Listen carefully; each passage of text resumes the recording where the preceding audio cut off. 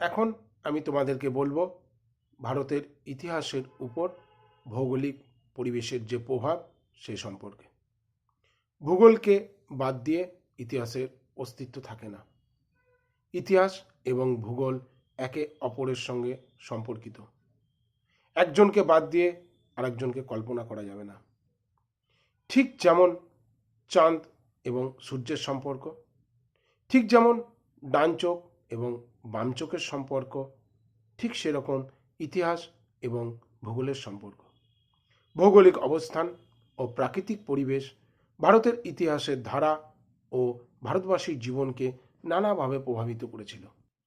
ভারতের ইতিহাস ও সংস্কৃতির ধারা সম্পর্কে জানতে হলে ভারতের ভৌগোলিক ও প্রাকৃতিক যে পরিবেশ সে পরিবেশ সম্পর্কে সুস্পষ্ট ধারণা থাকা প্রয়োজন। ভারতবর্ষ এক বিরাট দেশ। বিরাট এই অঞ্চলকে তাই একসঙ্গে বলা হয় ভারতীয় উপমহাদেশ। উপমহাদেশ মানে প্রায় একটা মহাদেশের মতোই বড় অঞ্চল।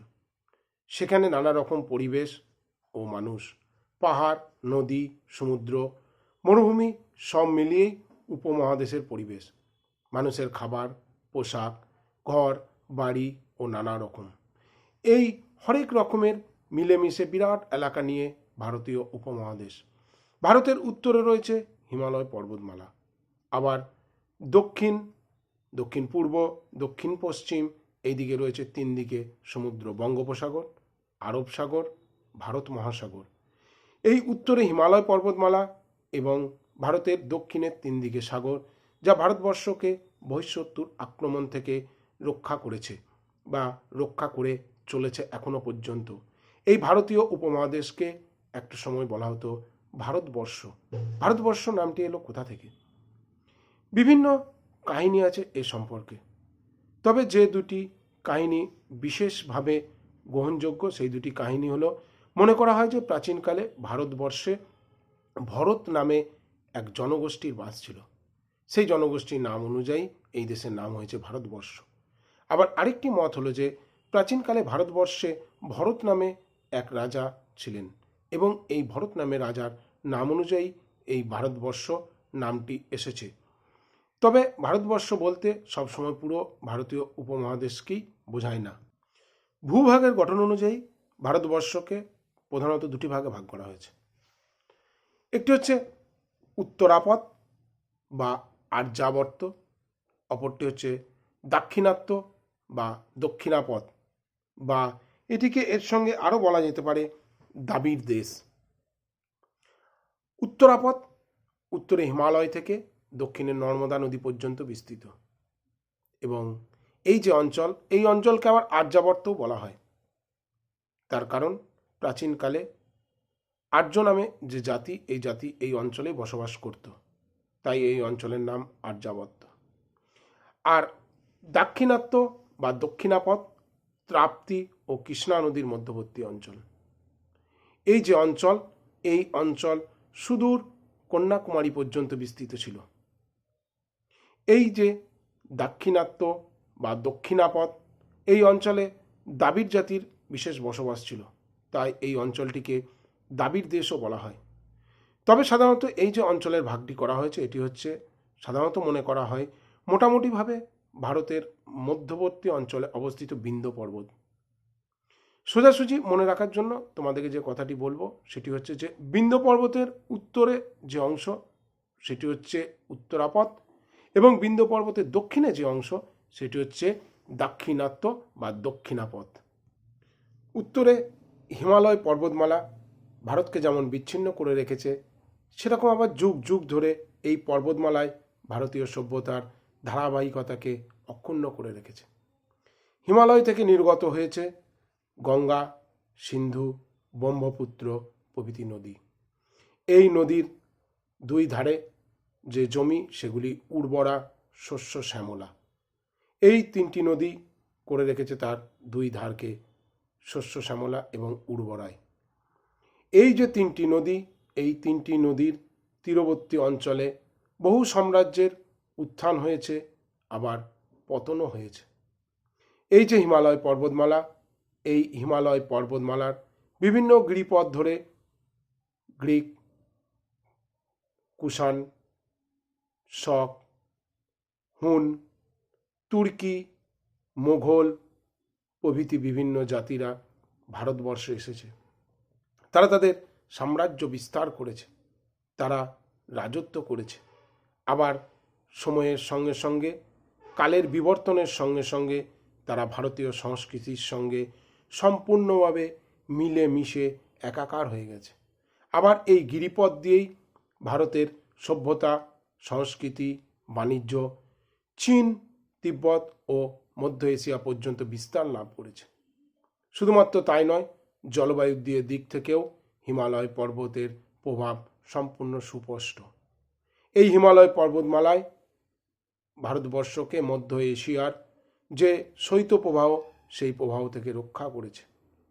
এই হিমালয় পর্বতমালার যে বরফ, সেই বরফ গলা জলই বিভিন্ন নদীর মাধ্যমে বয়ে চলে নদীর দুই ধারকে ভারতবর্ষের যে সমভূমি অঞ্চল বা নদী তীরবর্তী অঞ্চল, সেই তীরবর্তী অঞ্চলকে শস্য শ্যামলা করে তুলেছে। এছাড়াও ভারতের দক্ষিণে রয়েছে সমুদ্র।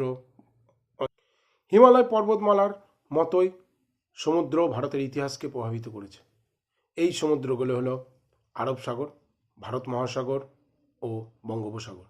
সমুদ্রগুলো দক্ষিণ পূর্ব ও মধ্য এশিয়ার বিভিন্ন দেশের সঙ্গে ব্যবসা বাণিজ্যের সুযোগ করে দিয়েছে। সমুদ্রের জন্যই দক্ষিণ ভারতের চোল, কেরল প্রভৃতি প্রাচীন জাতিগুলি নৌবিদ্যায় বিশেষ দক্ষ হয়ে উঠেছে। দক্ষিণ পূর্ব এশিয়ায় তাদের যে সামুদ্রিক তৎপরতা, তার অনেক প্রমাণ পাওয়া যায়।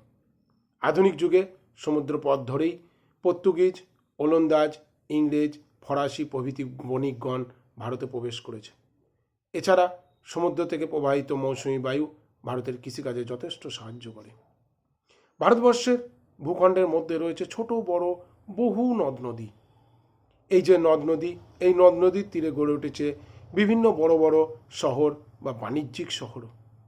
এছাড়া নদীর মোহনায় গড়ে উঠেছে প্রচুর ছোট বড় বন্দর। বিশেষভাবে পাটলিপুত্র, তাম্রলিপ্ত, সপ্তগ্রাম প্রভৃতি বন্দরের কথা উল্লেখ করা যায়। সিন্ধু নদকে কেন্দ্র করে সিন্ধু সভ্যতা গড়ে উঠেছিল। ভারতবর্ষে বিভিন্ন নদীর তীরে বিভিন্ন রকম সভ্যতা গড়ে উঠেছে। এছাড়া ভারতের যে ইতিহাস বা তার যে সংস্কৃতি, সেখানে বিন্ধ্য পর্বতেরও প্রভাব বিশেষভাবে দেখা যায়। ইতিহাস সাধারণত স্থান, কাল এবং পাত্রর কথা বলে। এই যে ভৌগোলিক প্রভাবের কথা বলা হলো, এখানেই তোমাদের কিছুটা স্থানের কথা বলা হলো। এরপরে বলবো কাল বা সময়ের কথা। ইতিহাসে কাল বা সময় বিভিন্ন দৃষ্টিকোণ থেকে বিভিন্ন ভাগে ভাগ করা হয়েছে। তার মধ্যে একটি ভাগ হলো প্রাক ইতিহাস, প্রায় ইতিহাস আর ইতিহাস।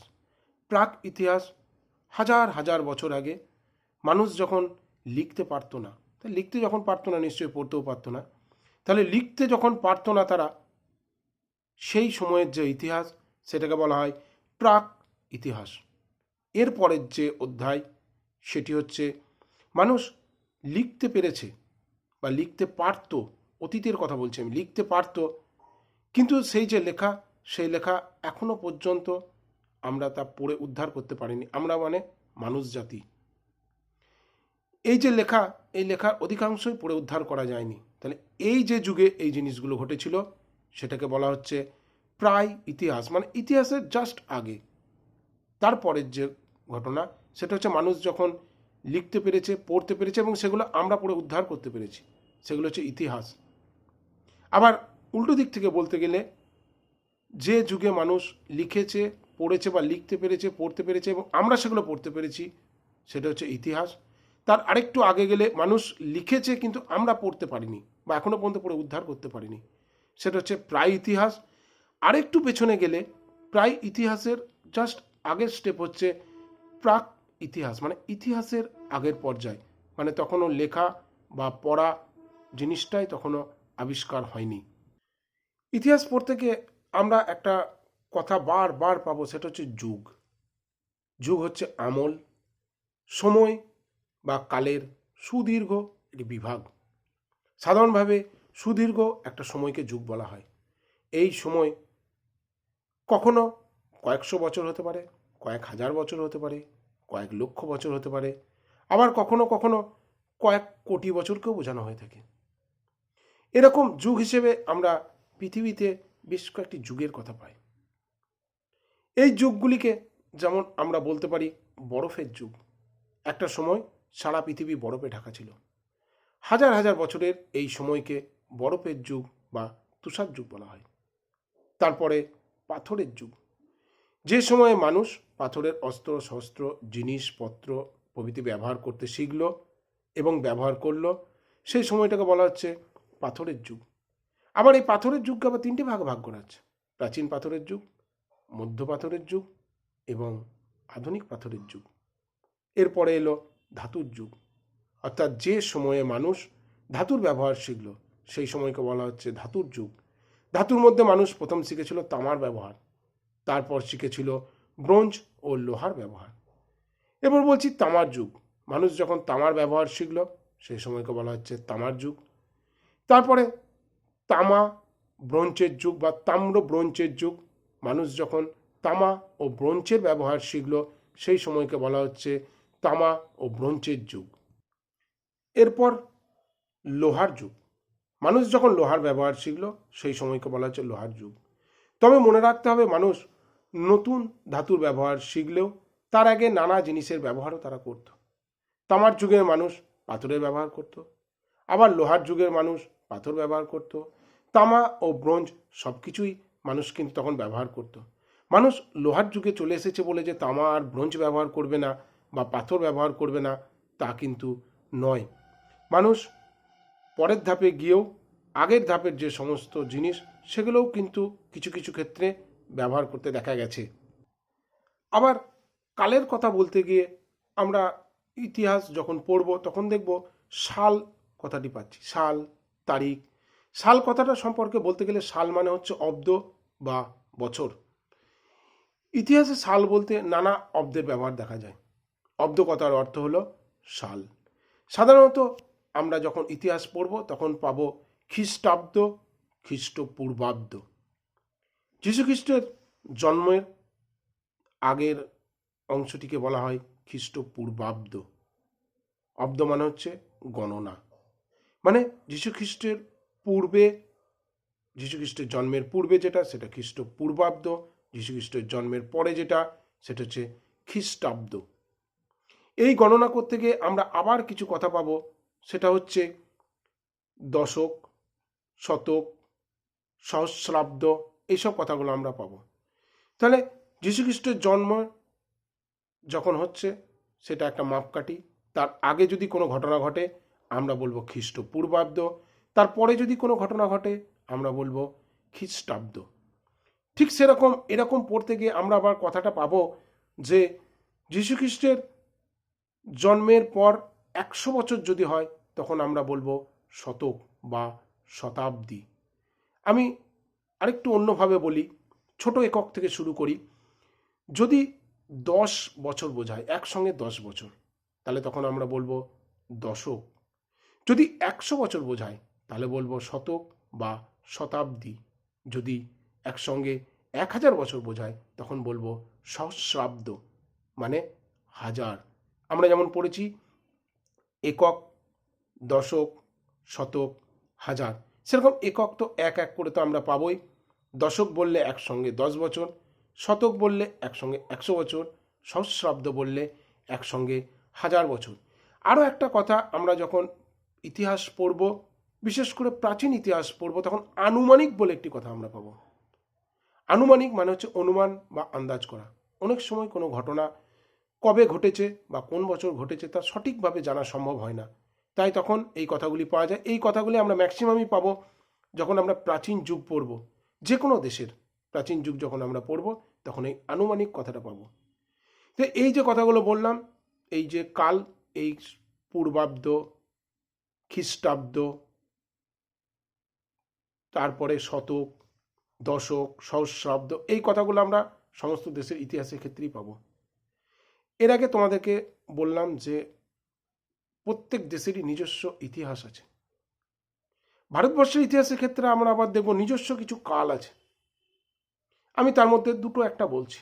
যেমন আমরা পাবো কনিষ্কাব্দ বা শকাব্দ। কুষাণ সম্রাট কনিষ্ক 78 খ্রিস্টাব্দে সিংহাসনে বসে। তার এই যে সময়, এই সময়টিকে স্মরণ করে রাখার জন্য তিনি যে বছর সিংহাসনে বসেছেন সেই সময় থেকে শকাব্দ বা কনিষ্কাব্দ গণনা করা হয়। আমরা পাবো গুপ্ত সম্রাট প্রথম চন্দ্রগুপ্তের সিংহাসন আরোহণের সময় জানতে। তিনি সিংহাসনে বসেছিলেন 1920 খ্রিস্টাব্দে। আবার কোথাও কোথাও পাওয়া যাবে 320 খ্রিস্টাব্দে। আবার কোথাও কোথাও পাবো 319 খ্রিস্টাব্দে। তিনি যেদিন সিংহাসনে বসছেন সেই দিনটিকে স্মরণ করে রাখার জন্য সেই দিন থেকে শুরু হয় গুপ্তাব্দ গণনা।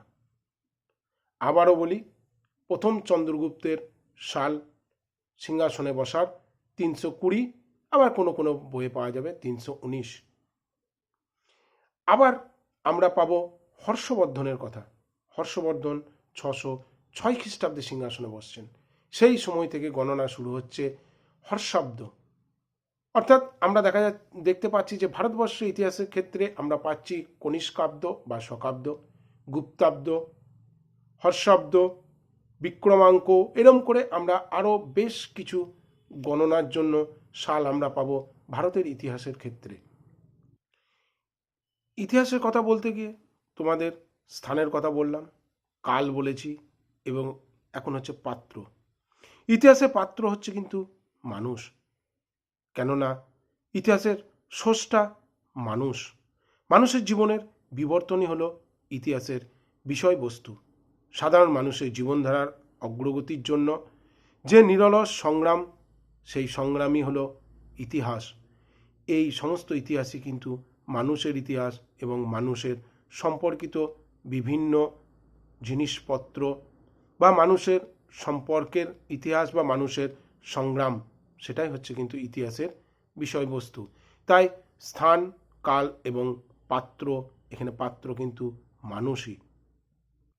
তাই ইতিহাস পড়তে গিয়ে আমরা মানুষেরই বিভিন্ন সংগ্রামের কথা পড়ব, মানুষেরই বিভিন্ন কীর্তিকলাপের কথা পড়ব, বা এই সমস্তই ইতিহাসের বিষয়।